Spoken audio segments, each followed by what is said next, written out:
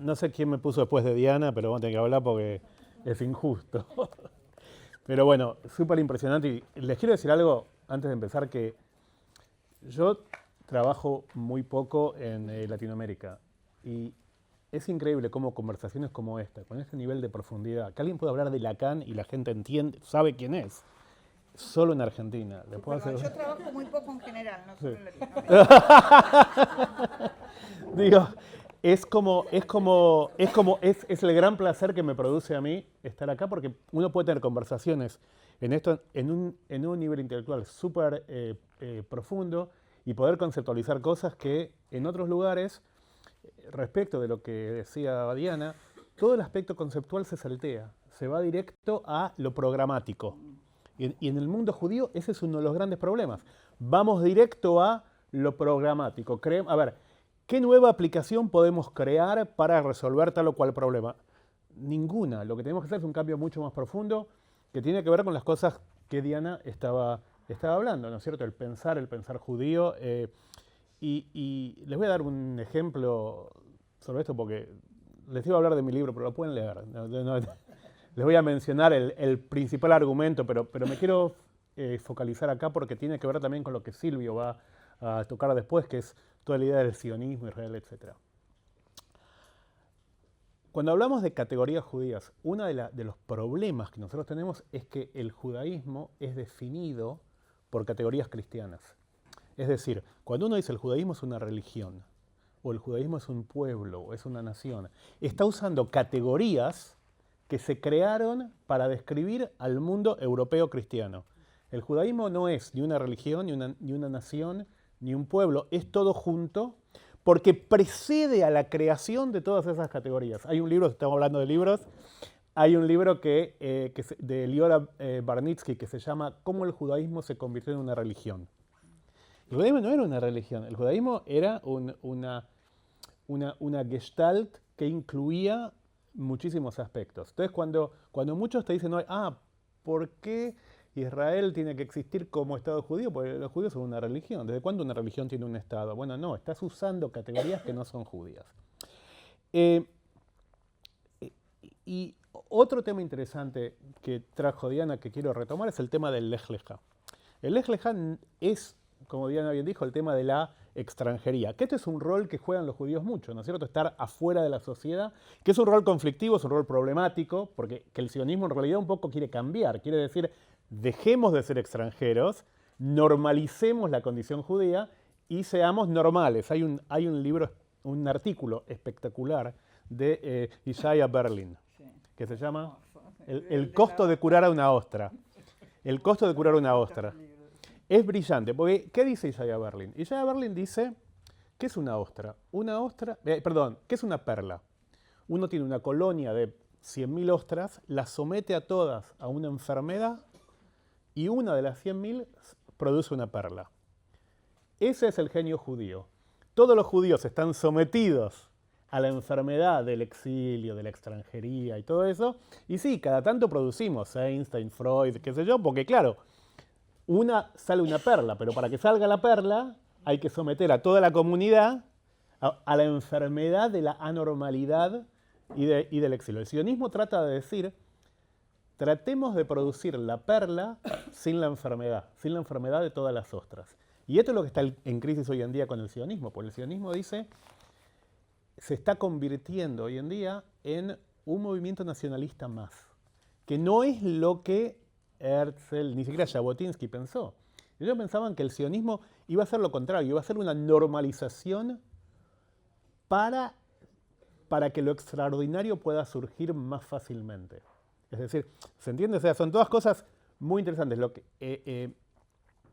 Pero lo que sí quiero decir de lo que dice Diana sobre la extranjería, tomando el tema del Lej Leja, es más que la extranjería el tema de la ruptura. La historia comienza en momentos de ruptura.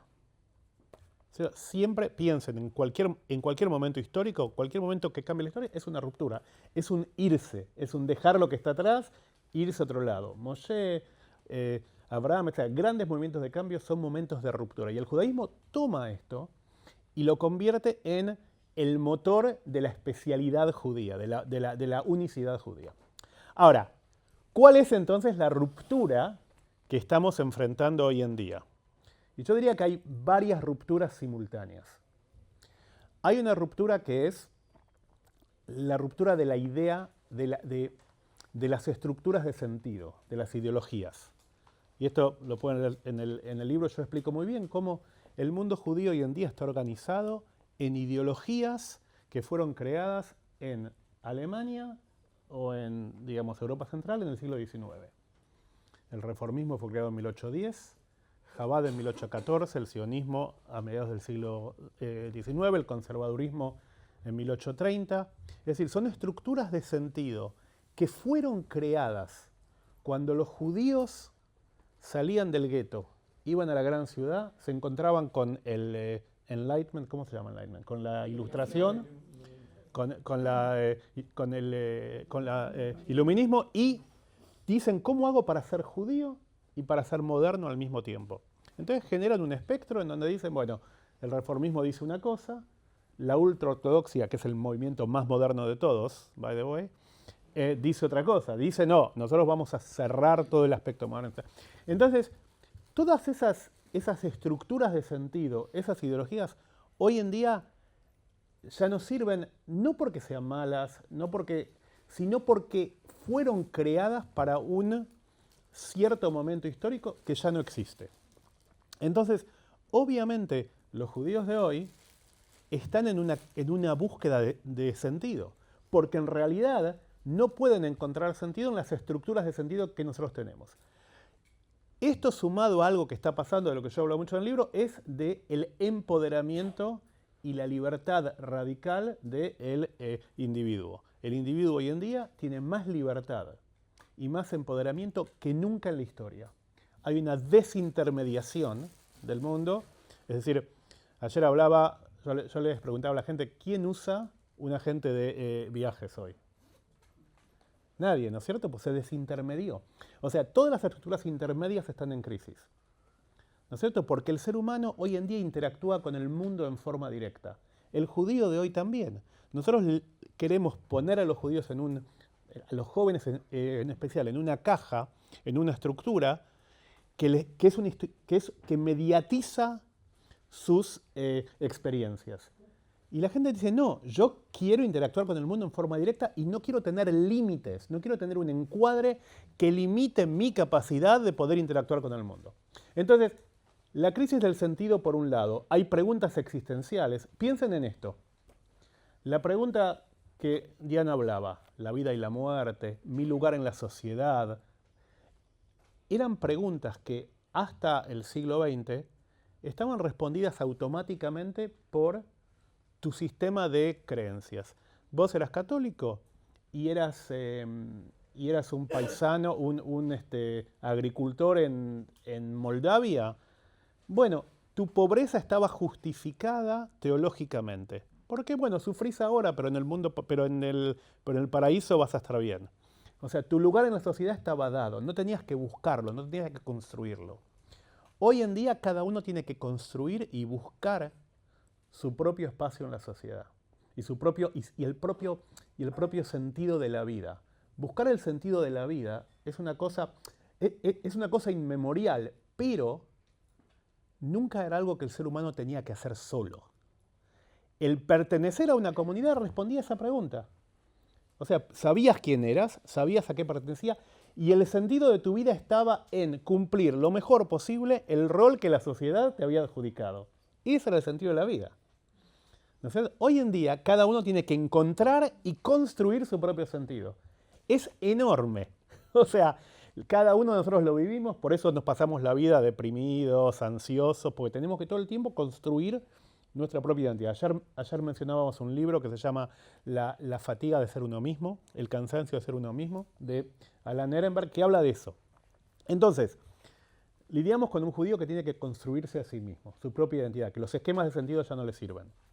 Al mismo tiempo, los esquemas de pertenencia tampoco le sirven, porque la pertenencia se ve como algo limitante. ¿No es cierto? Cuando yo quiero interactuar con todo el mundo, pertenecer a una comunidad me limita. Entonces, todos los conceptos basados en membresía, por ejemplo, hoy en día están en crisis. ¿Por qué? Porque la gente no quiere algo que lo limite. ¿No es cierto? La comunidad, por definición, te limita. Algunos pertenecen, otros no. Y vos no querés estar limitado. Entonces, eso está en crisis.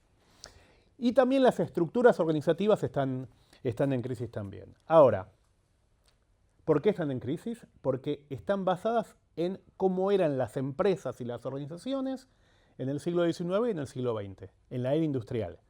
No están armadas para la era postindustrial, para la era cibernética, tecnológica, etc.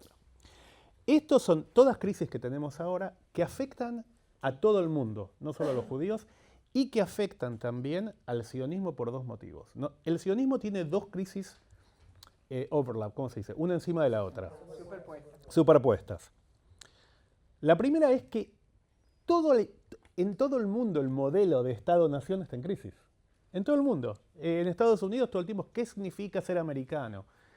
Y es un país de inmigrantes, es un país cristiano, es blood and soil, lo que vos decías, es la tierra y la sangre, o es una idea. Esto es una pregunta que se hace en todos los países. Los judíos más aún, como dijo Tolstoy, los judíos son como todo el mundo, solo un poquito más. Entonces, los judíos nos hacemos esa pregunta mucho más. Entonces Israel ya está en crisis porque estas preguntas de ¿qué tenemos? ¿Somos un país tribal? ¿Somos un país etnocéntrico? ¿Somos un país democrático? Son preguntas estructurales, ¿no es cierto? Y a esto se suma la crisis actual que tiene Israel y una comunidad que no sabe responder a la crisis actual porque durante décadas usó a Israel y al sionismo, o un sionismo mal entendido, como bastón. Es decir, era muy fácil, cuando no le podíamos pedir a la gente que cumpla mitzvot, que coma kasher, que haga educación judía, ¿qué le decías? Identificate con Israel y está todo bien. Sé sionista. Era una especie de shortcut, ¿cómo se dice? Un atajo hacia la identidad judía. Yo lo digo, ¿querés una identidad judía barata? Apoyás a Israel. No te obliga a nada. Además, Israel era una causa popular en el mundo, entonces te daba como prestigio. Y ahora entonces la crisis es, ¿qué hacemos con un Israel que está en crisis? Ya no es un atajo hacia una identidad judía positiva, es algo que genera conflicto. Entonces, digamos, el sionismo hoy tiene estos dos problemas. Un problema de zeitgeist, un problema, digamos, universal de que los países, las naciones les cuesta definirse. Y tiene además un problema específico de cómo nosotros nos relacionamos con Israel que no nos permite identificarnos positivamente. Justamente porque pretendíamos que Israel sea un reemplazo a una identidad judía sustantiva. Entonces, por eso, por ejemplo, no se podía criticar a Israel. ¿Por qué no se podía criticar? No se podía criticar a Israel porque no querías romper el mito que te permitía identificarse con algo. Pero, sin embargo, hoy en día sabemos que cuando podés criticar, en realidad te sentís parte de un proyecto colectivo. Que este es el gran problema que hay hoy en la diáspora con el límite de la crítica.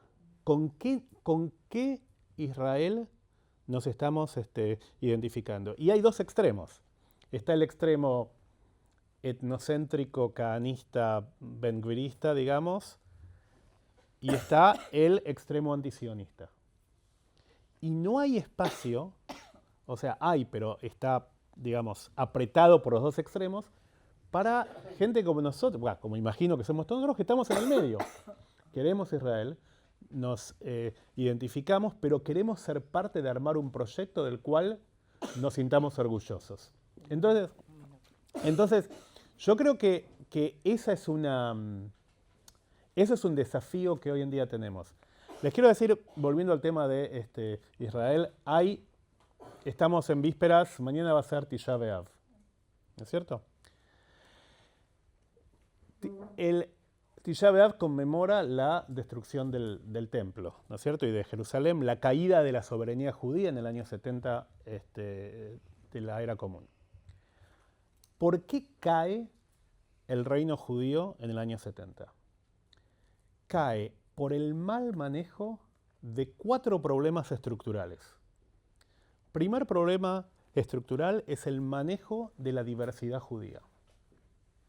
En la época de los Hashmonaim, que es previa a la conquista romana, sí, digo esto y también, de la conquista romana había muchas sectas en el pueblo judío, Prushim, Tzdukim, etc. Los Hashmonaim suprimen esa diversidad y la criminalizan. Entonces, primer problema, ¿cómo se maneja la diversidad? Segundo problema, ¿cómo se manejan a los no judíos que viven en la tierra? ¿Qué hacen los Hashmonaim? ¿Alguien sabe? Anexan a los territorios, en especial a los Edumim. Y eso determina que 50 años más tarde, el rey de Judía es un idumeo, Herodes. Tercer problema estructural, división de poderes entre el rey y el Sanedrín, entre lo que sería el primer ministro y la Corte Suprema. Y cuarto problema, la relación con la gran potencia de la época, Roma, que era el aliado más importante de los Hashmonaim y que se termina volviendo en contra. ¿Suena conocido esto? Los 4 problemas estructurales que tenía Israel cuando cayó la soberanía judía en el año 70 existen hoy también. Separación de poderes, diversidad judía mal manejada, relación con la principal potencia, desastre. O sea, relación con los no judíos de la tierra, anexión, como en la época de los idiomas. Entonces, para cerrar, no me mates, para cerrar, yo creo que si queremos una identidad sionista positiva, tenemos que involucrar a los jóvenes judíos de todo el mundo en la resolución positiva de estos 4 problemas estructurales. Y para eso hace falta una iniciativa, como la que está proponiendo Silvio, que habla sobre un sionismo liberal, democrático, etc. Ya está, te la dejé servida, ahora no puedes ser. Gracias.